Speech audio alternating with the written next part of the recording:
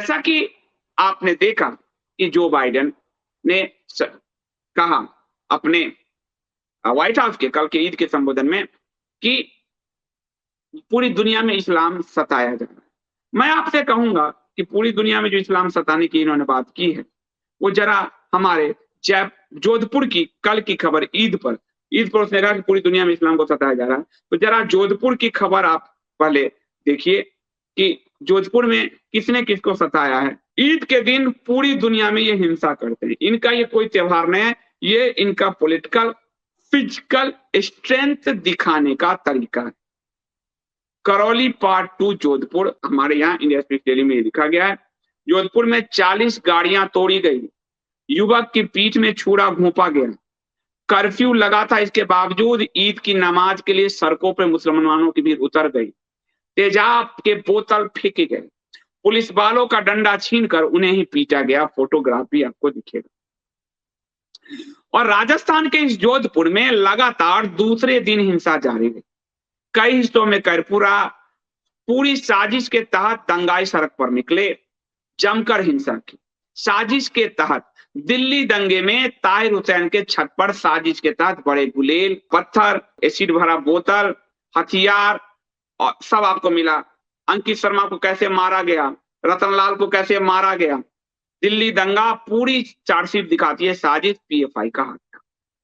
अभी जब नया वर्ष शुरू हुआ तो करौली में, ये इसी राजस्थान में, हमारे हिंदुओं के नए वर्ष में करौली में जमकर हिंसा किया गया, हिंदुओं को मारा गया नया वर्ष का शोभा यात्रा निकालने।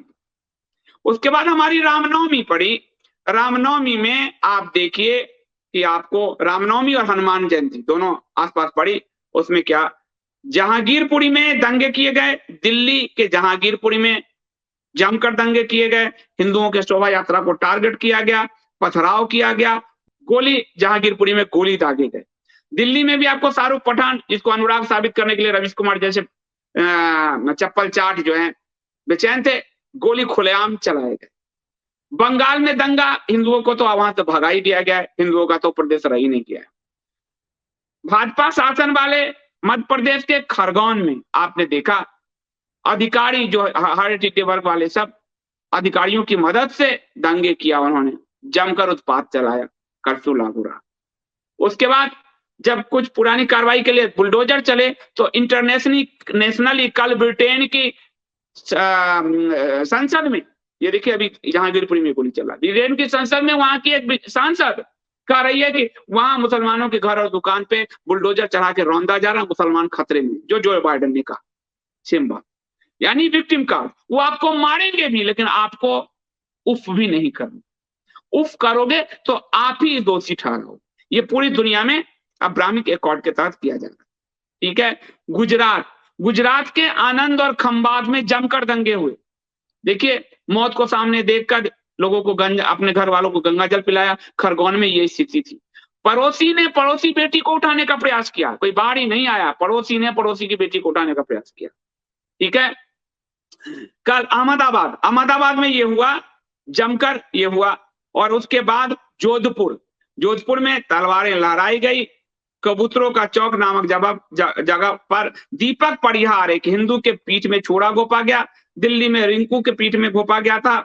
और उसकी जो है, उसके बाद जोधपुर शहर के 14 से अधिक मोहल्ले में, एक दो नहीं, पूरा संगठित साजिश, 14 से अधिक मोहल्लों में 3 मई को ईद के बाद, इसलिए आप जो मुबारकबाद देते हैं, आप अपना गला काटते हैं, क्योंकि उनका मतलब ही है कि काफिरों का अंत। उस पर्व का मतलब ही, उस पर्व का मतलब ये एकमात्र अल्लाह। और आप मतलब मुंह उठाते हैं ऐसे गधे जैसे, मुंह उठा के और एक दूसरे को बधाई देते रहे। कोई आपका मुस्लिम दोस्त दे रहा है तो आप उसको दे दो, लेकिन आप हिंदुओं को क्यों देते रहते हो? जब आपको अर्थ नहीं पता है, पढ़ लिख नहीं सकते हो, अपाहिज हो, मानसिक अपाहिज हो, क्यों करते हो?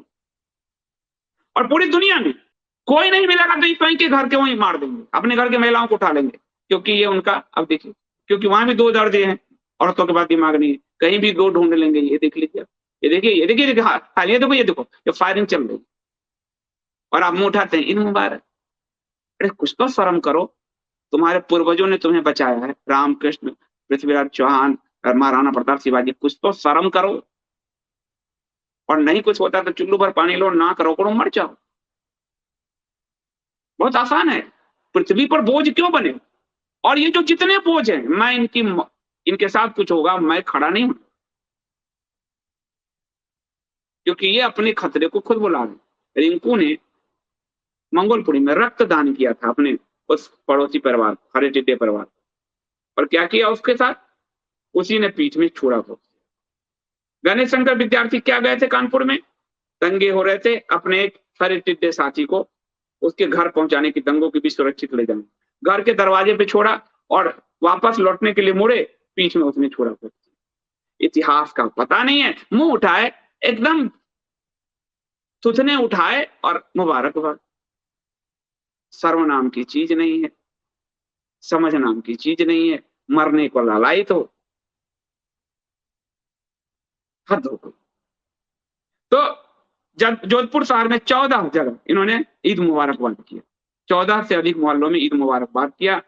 जलौरी गेट से ईद मुबारकबाद शुरू किया और शहर की गलियों में पूरा ईद मुबारकबाद किया। उसके बाद ईद मुबारकबाद का करते हुए इन्होंने जो है तेजाब की बोतलें फेंकी, तलवारें लहराई, ईद मुबारक, तलवार लहरा कर ईद मुबारकबाद दिया। दीपक के पीठ में चाकू घोंपे, चारों तरफ उन्होंने 40 से अधिक गाड़ियों में ईद मुबारक किया, आग लगाया, तोड़फोड़ किया और उसके बाद लोगों की पिटाई की, एटीएम के बूथ लूटे तोड़े, ईद मुबारक। ताजा हिंसा में कई पुलिसकर्मियों को मारे, घायल हुए, लाठी छीने, ईद मुबारक। जोधपुर के 10 इलाकों में कर्फ्यू लगा, कर्फ्यू को इन्होंने अपने ईद मुबारक पर रख लिया और कहा कि पुलिस और ईद मुबारक वाले अशोक गहलोत ने उनको ईद मुबारक करने दिया, खुलेआम करने दिया। ठीक है, ये हुआ। उसके अलावा आपको देखिएगा कि कर्नाटक, जहां भाजपा की सरकार है, वो खुल के वहां की सरकार ने ईद मुबारक करने दिया, पूरे सड़क पे ये नमाज पढ़ते रहे, ईद मुबारक।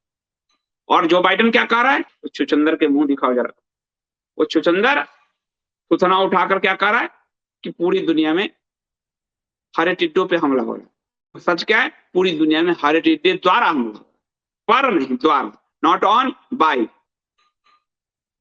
पर नहीं, द्वारा, ये समझना होगा। तो आप कहोगे इसका उपाय क्या है? इसका उपाय आपको महाराज जी ने दिया। पहली बार उत्तर प्रदेश में सड़कों पे नहीं हुई ईद की नमाज, पहली बार हिंदू नववर्ष से लेकर रामनवमी और हनुमान यात्रा तक नहीं हुए दंगे। और आपको बताऊं, ये देखिए, अपनी नीति और के अनुसार योगी सरकार ने सारी चुनौती को वो पार कर रही है। पूरे देश में जहां उन्मादी मजहबी दंगे हो रहे हैं, वहीं उत्तर प्रदेश में ईद उल फितर, अक्षय तृतीया, परशुराम जयंती आपसी सद्भाव से मनाया गया। योगी आदित्यनाथ के आह्वान पर कोई यातायात बाधित नहीं हुआ, कहीं सड़कों पे नमाज नहीं हुआ और नमाज ईदगाह या अन्य तय स्थानों पर ही हुआ। जहां मस्जिद और ईदगाहों में जगह कम पड़ी, वहां अलग अलग शिफ्ट में उन्होंने नमाज पढ़ी। ये होता है कानून का शासन, ये है कानून का शासन।